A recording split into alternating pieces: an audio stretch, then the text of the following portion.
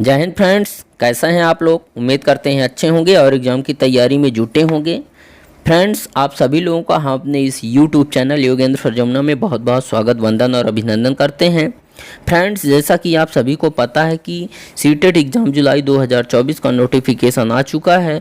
बस उसी की तैयारी के लिए आज हम सामाजिक विज्ञान का बहुत ही महत्वपूर्ण टॉपिक शुरुआती समाज को लेकर उपस्थित हुआ हूं, जो कि आपके सीटेट एग्ज़ाम जुलाई 2024 के अनुसार काफ़ी महत्वपूर्ण होने वाला है। इसलिए वीडियो को शुरू से लेकर अंत तक ज़रूर देखिएगा और अगर वीडियो पसंद आए तो वीडियो को लाइक और दोस्तों में शेयर ज़रूर करिएगा। तो चलिए दोस्तों, बिना किसी देरी के वीडियो को स्टार्ट करते हैं। दोस्तों, जो ये हमारा टॉपिक है शुरुआती समाज, इसके अंतर्गत हम सबसे पहले देखेंगे पूरा पाषाण काल। ठीक है, मतलब जो है तो पूरा पाषाण काल में लोग कैसे रहते थे, ठीक है, वो चीज़ हम देखेंगे। दोस्तों, पूरा पाषाण काल को पूरा पाषाण काल के नाम से जाना जाता है। जो आरंभिक काल है उसको किस नाम से जाना जाता है? पूरा पाषाण काल के नाम से जाना जाता है। आरंभिक काल को पूरा पाषाण काल के नाम से जाना जाता है। पूरा पाषाण काल दो शब्दों से मिलकर बना है। कौन कौन से वो हैं? पहला है पूरा, जिसका नाम है प्राचीन। दूसरा है पाषाण, यानी कि पत्थर। तो पूरा पाषाण काल का जो समय है वो 25 लाख माना गया है। ठीक है, दो शब्दों से मिलकर बना हुआ था। एक था प्राचीन और एक था पत्थर। ठीक है, मतलब जो है तो पूरा का मतलब प्राचीन, पाषाण यानी पत्थर, दो शब्दों से मिलकर बना है। कौन? पूरा पाषाण काल। ठीक है, और आरंभिक काल को जो है तो पूरा पाषाण काल के नाम से ही जानते थे और उसका जो समय बताया गया है वो 25 लाख से 1200 साल पूर्व माना गया है। भारत में इस काल के अवशेष सोहन नदी, बेलन नदी, नर्मदा नदी की घाटी में प्राप्त हुए हैं। अवशेष यानी कि कुछ इसके भाग हैं, कुछ अंश हैं। ठीक है, वो हमें कहाँ मिलते हैं? सोहन नदी के तट पर यानी किनारे पर, बेलन नदी, नर्मदा नदी की घाटी में जो है तो हमें इनके अवशेष देखने को मिलते हैं। ठीक है, पूरा पाषाण काल के।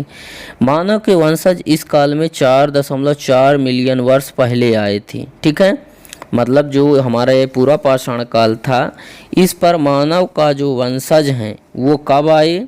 4.4 मिलियन वर्ष पहले आए थे, जो ज़मीन पर धीरे धीरे चलते थे और पूरी तरह से अहिंसक थे। मतलब मारपीट नहीं करते थे। हिंसा का मतलब होता है मारपीट करना, किसी से जोर ज़बरदस्ती करना, कोई चीज़ छीनना।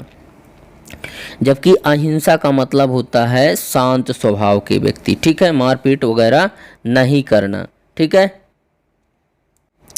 आगे देखते हैं। इसी में पूरा पाषाण काल की मुख्य खोज आग थी। पूरा पाषाण काल का जो लोग था उन्होंने आग की खोज कर डाली थी।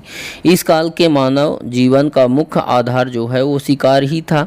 शिकार करके ही जो है तो जानवरों का वो शिकार करते थे और अपना जीवन यापन करते थे। इस काल के प्रमुख औजार स्क्रैपर और बोरर थे। जो पूरा पाषाण काल है, पूरा पाषाण काल में लोग दो तरह के औजार का उपयोग करते थे। एक था स्क्रैपर और एक था बोरोर। ठीक है, जिनका उपयोग मतलब जो है तो शिकार करने के लिए। ठीक है, ये स्वीकार नहीं है, यहाँ पे जो है तो शिकार है, शिकार। ठीक है, जिनका उपयोग शिकार करने के लिए करते थे। ठीक है, स्क्रैपर और बोरर ये दोनों ही जो है तो औजारों का प्रयोग केवल और केवल शिकार करने के लिए किया जाता था। पूरा पाषाण काल का सबसे बड़ा आविष्कार भाषा थी। ठीक है, वैसे तो आग भी थी बट भाषा के मामले में मतलब जो है पूरा पाषाण काल की मुख्य खोज आग थी, लेकिन सबसे बड़ा आविष्कार की अगर हम बात करें तो भाषा थी। ठीक है, वैज्ञानिक भाषा का आविष्कार इसी काल में हुआ था। पूरा पाषाण काल में ही जो है तो वैज्ञानिक भाषा का आविष्कार हुआ था। इस काल में लोगों ने बस्तियां बसा ली थी, उपकरण बनाना सीख गए थे, व्यापार करना सीख गए थे पूरा पाषाण काल के अंत तक। ठीक है, पूरा पाषाण काल को माइक्रोलिथ के नाम से भी जानते हैं। किसके नाम से जाना जाता है? माइक्रोलिथ या लघु पाषाण। लघु पाषाण काल भी बोलते हैं और माइक्रोलिथ भी बोलते हैं। किसको? पूरा पाषाण काल को। ठीक है, पूरा पाषाण काल में लोगों का मुख्य जो भोजन था वो सब्जियां, फल, मेवा, जड़ और मांस थे। पेड़ पौधों की जो जड़ थी, कंदमूल, उनको खाते थे। आज का जो भोजन है, आज के भोजन से और पहले का भोजन काफ़ी दोनों एक दूसरे से अलग थे। अनाज, आलू, रोटी, दूध, इन ये सब जो है तो उनकी खुराक में बिल्कुल भी उस समय जो है तो शामिल नहीं थे। ठीक है। पूरा पाषाण काल को 3 भागों में बांटा गया है, जिसमें से पहला है प्रारंभिक पूरा पाषाण काल, जिसका समय 50,000 ईसा पूर्व तक माना जाता है। ठीक है, मतलब जो है तो 50,000 ईस्वी पूर्व माना जाता है प्रारंभिक पूरा पाषाण काल का समय। इस काल में लोग केवल शिकार किया करते थे। ठीक है, मतलब अन्न वगैरह उगाना नहीं जानते थे, केवल शिकार करते थे। इसे शिकारी अवस्था के नाम से भी जाना जाता है प्रारंभिक पूरा पाषाण काल को। दूसरा है हमारा मध्य पूरा पाषाण काल। इसका समय 50,000 ईसा पूर्व से 400 ईसा पूर्व माना जाता है। ठीक है, 50,000 ईसा पूर्व से 4,000 ईसा पूर्व माना जाता है। इस काल में लोग शिकार एवं भोजन संग्रहित करना सीख गए थे। मतलब मध्य पूरा पाषाण काल जो था, प्रारंभिक पूरा पाषाण काल, उसको जो है तो उसमें केवल शिकार करते थे। ठीक है, भोजन का संग्रह नहीं कर पाते थे। लेकिन मध्य पूरा पाषाण काल में उन्होंने शिकार भी करते थे और भोजन को भी संग्रहित करना सीख गए थे। लेकिन जो ऊपरी पूरा पाषाण काल है, यानी नवपाषाण काल के नाम से जिसको जाना जाता है, उसका समय 4,000 ईसा पूर्व से 8,000 ईसा पूर्व माना गया है। इस काल में लोग भोजन का उत्पादन करने लगे थे। मतलब जो है तो जो ये कंदमूल, फल फूल, शिकार वगैरह है ना, ये सारा चीज़ वो अच्छे से कर लेने लगे थे। इस काल में लोग भोजन का उत्पादन करने लगे थे। मानव इतिहास की 99% कहानी पूरा पाषाण काल के दौरान ही घटित हुई है।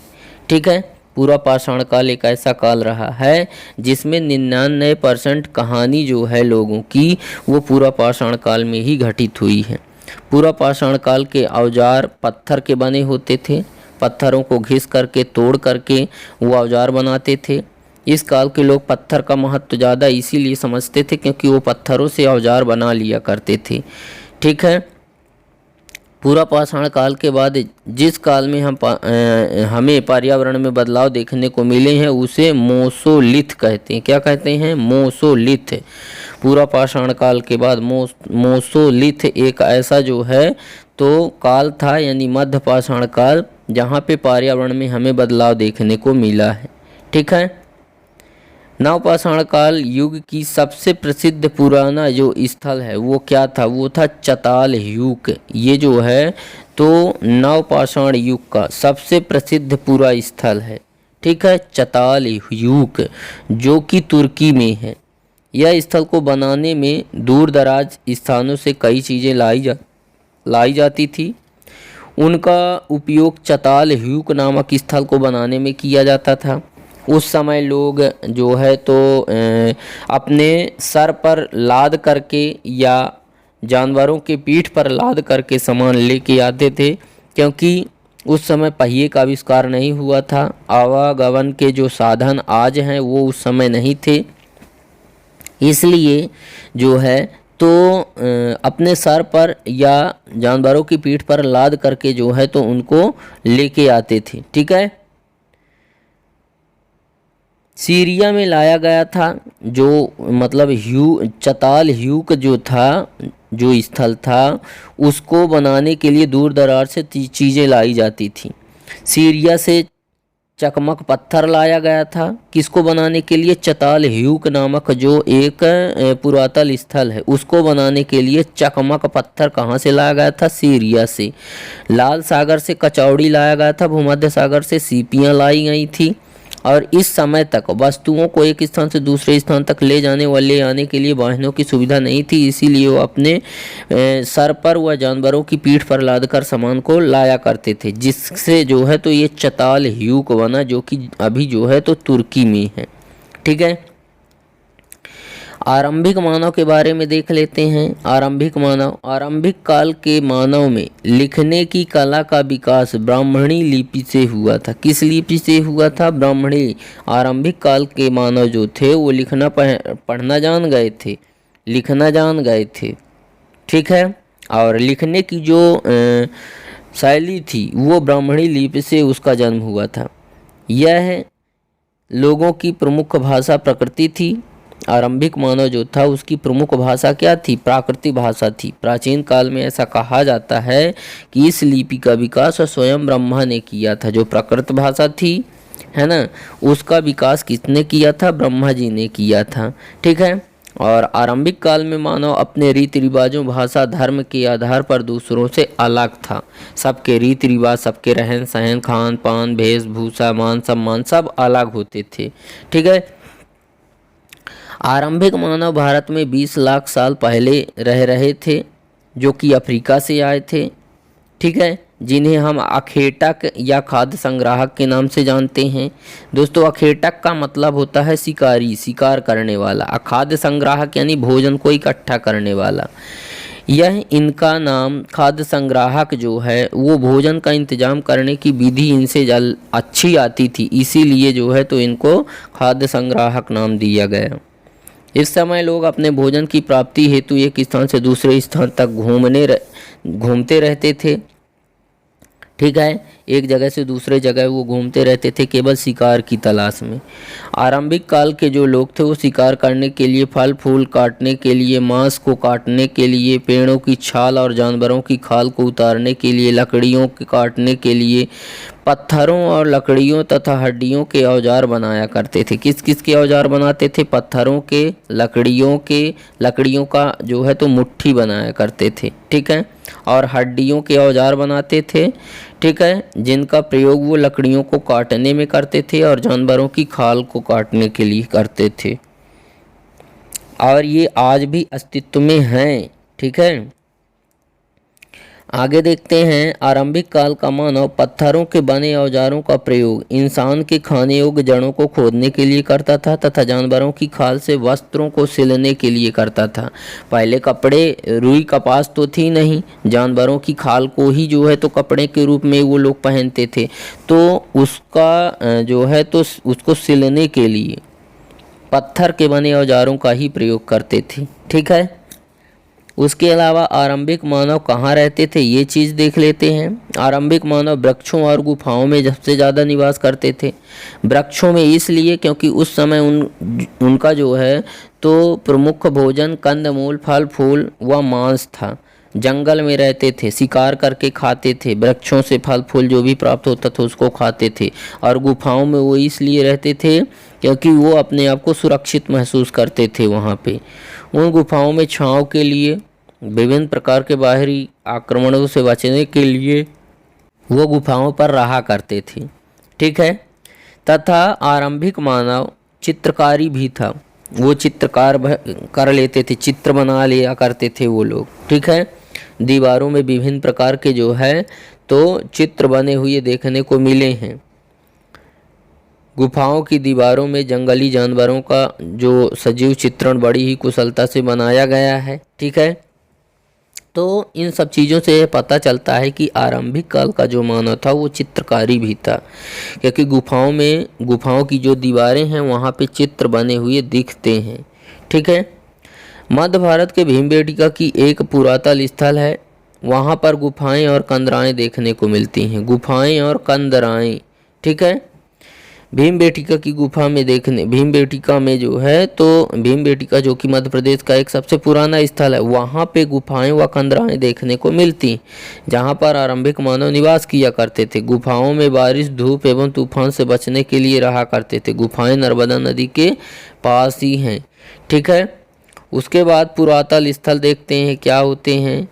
ऐसे स्थान को कहा जाता है जहाँ औजार, बर्तन, ठीक है, जहाँ औजार, बर्तन, इमारत जैसी वस्तुओं के अवशेष मिलते हैं। ठीक है, जिस जगह पर औजार, बर्तन, इमारत जैसी वस्तुएं मिलती हैं उसी को पुरातन स्थल बोलते हैं।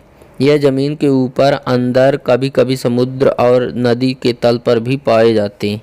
ठीक है, जिसे हम पुरातन स्थल कहेंगे।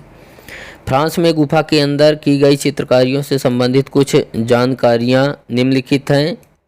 यहाँ पे आप देख सकते हैं कि फ्रांस में गुफा के अंदर की गई चित्रकारी, ये यहाँ पे आप देख सकते हैं।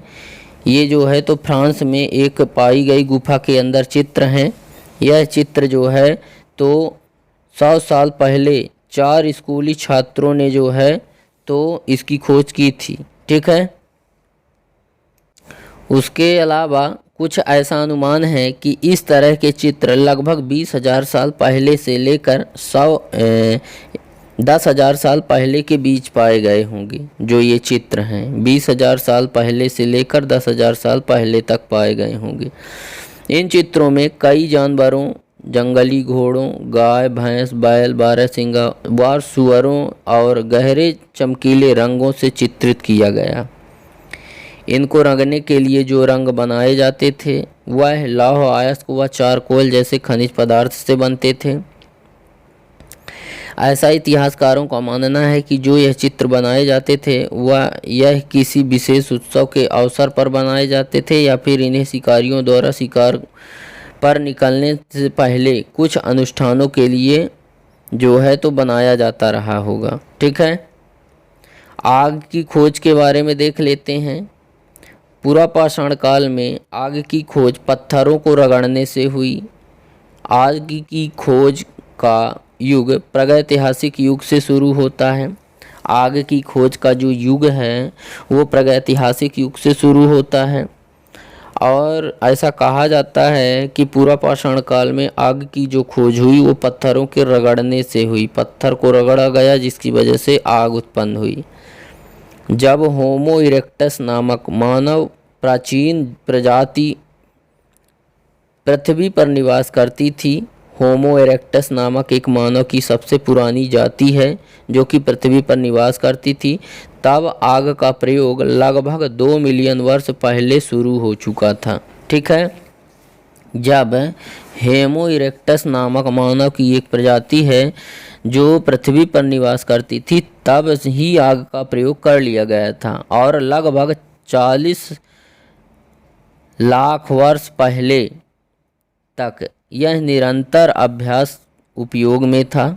मतलब जो है तो उसमें नई नई तकनीकें, नई नई जो है तो खोज उसके बारे में की जाती रही। आग के बारे में मानव ने आग जलाना 20 लाख साल पहले सीखा था। 5,000 साल पुरानी सभ्यता में मिलता है आग का आविष्कार। आग की खोज आदि मानव के द्वारा एक पत्थर से दूसरे पत्थर को रगड़ने से हुई है। ठीक है। यहाँ जो है तो आदि मानव के द्वारा एक पत्थर को दूसरे पत्थर से रगड़ने पर घर्षण उत्पन्न हुआ जिससे आग जल गई।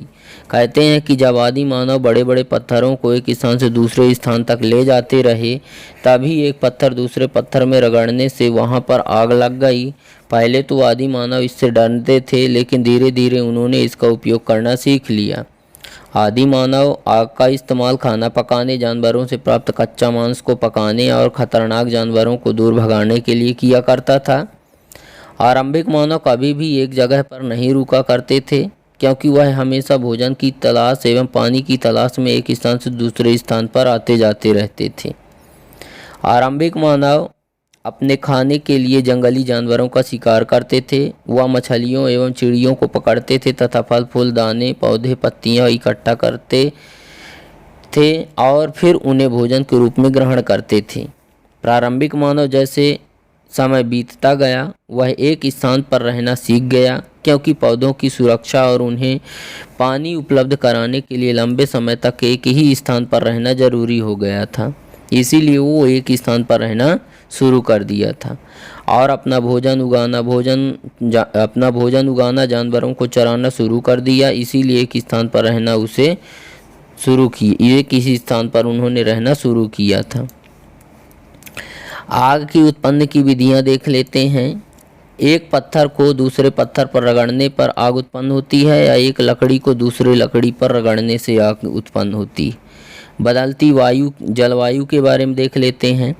लगभग 1200 साल पहले दुनिया की जलवायु में बहुत बड़े बदलाव देखने को मिले थे। 1200 साल पहले, ठीक है, 1200 साल पहले हमें जलवायु में परिवर्तन देखने को मिले थे जिसमें ठंडी और गर्मी बढ़ने लगी थी और इसी कारण कई क्षेत्रों में घास वाले मैदान बने और उन्हीं मैदानों में हिरण, बारहसिंगा, भेड़, बकरी, गाय जैसे जानवरों की संख्या जो थी वो बढ़ती गई, इसलिए क्योंकि वो मैदान में घास सबसे ज़्यादा थी और घास खाकर वो जिंदा रह सकते थे, इसलिए। ठीक है।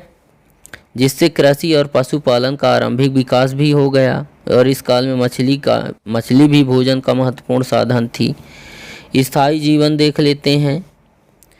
पुरातत्वविदों को कुछ पुरास्थलों पर झोपड़ियों, घरों के निशान मिलते हैं, जैसे कि बुर्ज होम जो कि वर्तमान में कश्मीर में है। वहाँ लोग गड्ढे के नीचे घर बनाते थे, जिसे गर्तावास कहा जाता था। इन गर्तवास में उतरने के लिए सीढ़ियाँ होती थी जो ठंडे के मौसम में सुरक्षा प्रदान करती थी। ठीक है। गर्तवास, गर्त का मतलब होता है गड्ढा। ठीक है। क्या होता है गर्त का मतलब होता है गड्ढा, मतलब गड्ढा बना करके ज़मीन के नीचे ये लोग रहा करते थे और सीढ़ियों के माध्यम से वो लोग जाते थे।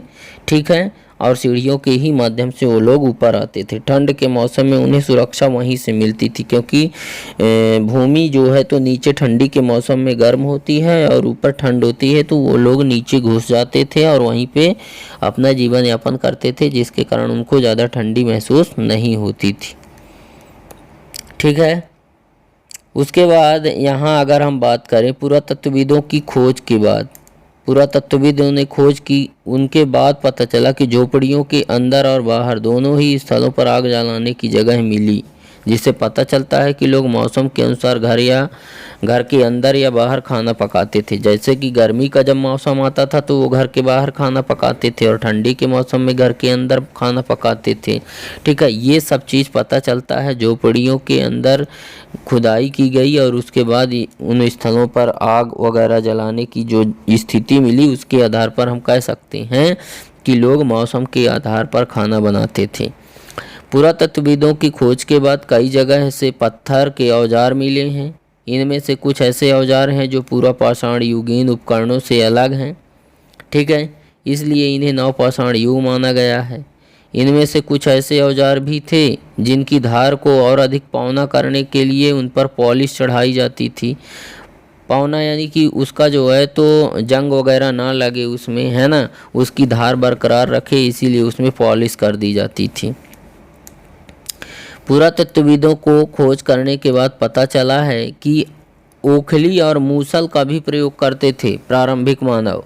ओखली और मूसल का भी प्रयोग करते थे, किस लिए? अनाज और जो हमारी वनस्पतियां हैं उनको जो है तो पीसने के लिए, ठीक है, या कूटने के लिए, क्योंकि ओखली और मूसल का प्रयोग पीसने या कूटने के लिए ही किया जाता है। पुरातत्वविदों को नवपाषाण युग के पूरा स्थलों से कई प्रकार की मिट्टी के बर्तन भी देखने को मिले हैं। ठीक है। मतलब आरंभिक मानव जो था, पूरा पाषाण काल का जो मानव था, वो मिट्टी का बर्तन वगैरह भी बनाते थे, जिससे पता चलता है कि कभी कभी इन पर अलंकरण भी होता था। ठीक है। पुरातत्वविदों से पता चला है कि शुरुआती जो लोग थे वो चावल, गेहूँ, दलहन यानी कि अरहर, चना जैसे जो है तो महत्वपूर्ण इसके हिस्सा थे। मतलब जो है चावल, गेहूँ, दलहन, अनाज, अरहर उनके महत्वपूर्ण हिस्सा थे। ठीक है। पुरातत्वविदों से पता चला है कि जो हमारे प्रारंभिक मानव थे उनका प्रमुख जो है तो फसलें चावल, गेहूँ, दलहन, अनाज थे। ठीक है। अरहर भी थी। इसके साथ साथ अब हुए लोग कपड़े भी बुनने लगे। जो आरंभिक लोग थे वो लोग जैसे जैसे समय बीतता गया अब कपास से कपड़े बुनने लगे और इसके लिए कपास के पेड़ पौधे भी लगाते थे वो लोग। यह परिवर्तन हर जगह एक साथ नहीं दिखाई देता, क्योंकि कई इस जगहों पर स्त्री और पुरुष शिकार और भोजन संग्रह करने का काम करते थे। कई जगह लोग जो है तो केवल शिकार करते थे और कई जगह के लोग भोजन को संग्रह करने का काम करते थे। वहीं अन्य लोगों ने हजारों साल के दरमियान खेती और पशुपालन भी करना शुरू कर दिया था। खोज से पता चला है कि बहुत सी जगह में तो लोग मौसम के अनुसार बदल कर अपनी आजीविका चलाते हैं। जिस हिसाब से मौसम होता है उसी हिसाब से वो अपने जीवन को ढाल लेते हैं। ठीक है। उसके बाद देख लेते हैं पृथ्वी पर पहला मानव के बारे में देख लेते हैं। ठीक है। पृथ्वी पर सबसे पहले मानव के बारे में वैज्ञानिकों ने बताया है कि अभी तक ठीक से नहीं जानकारी, मतलब जो है तो पृथ्वी पर मानव के बारे में वैज्ञानिक ने अभी भी ठीक तरह से जानकारी नहीं बताए हैं। कि पहले कब कैसे मानव जो है, तो पहले इंसान कब और कैसे आया ये नहीं बताए हैं वैज्ञानिक अभी भी। ठीक है, मतलब जो है तो पृथ्वी पर सबसे पहले मानव के बारे में वैज्ञानिक अभी भी ठीक तरीके से नहीं जानते हैं कि मानव कब आया कैसे आया, लेकिन उन्होंने कुछ पुराने मानव की जो है तो खोज कर ली है। वैज्ञानिकों ने बताया कि सबसे पहले ज्ञात मनुष्यों में से एक होमो हैबिलिसिस, ठीक है, होमो हैबिलिस या आसान आदमी जिसका नाम है, जो लगभग 2.4 मिलियन से 1.4 मिलियन वर्ष पहले पूर्वी और दक्षिणी अफ्रीका में रहता था। ठीक है, वही था पृथ्वी पर पहला मानव। तो इस प्रकार से दोस्तों उम्मीद करते हैं कि आपको हमारा यह वीडियो पसंद आया होगा। वीडियो अगर पसंद आया तो वीडियो को लाइक करें, दोस्तों में शेयर करें, और अगर आप हमारे चैनल पर नए हैं तो चैनल को सब्सक्राइब करें और बेल आइकन पर प्रेस करें ताकि हमारी नई नई वीडियो की नोटिफिकेशन आप तक को सबसे पहले मिले। दोस्तों आज के लिए बस इतना ही, मिलते हैं आप सभी लोगों से नेक्स्ट वीडियो में नेक्स्ट टॉपिक के साथ। तब तक के लिए जय हिंद, वंदे मातरम।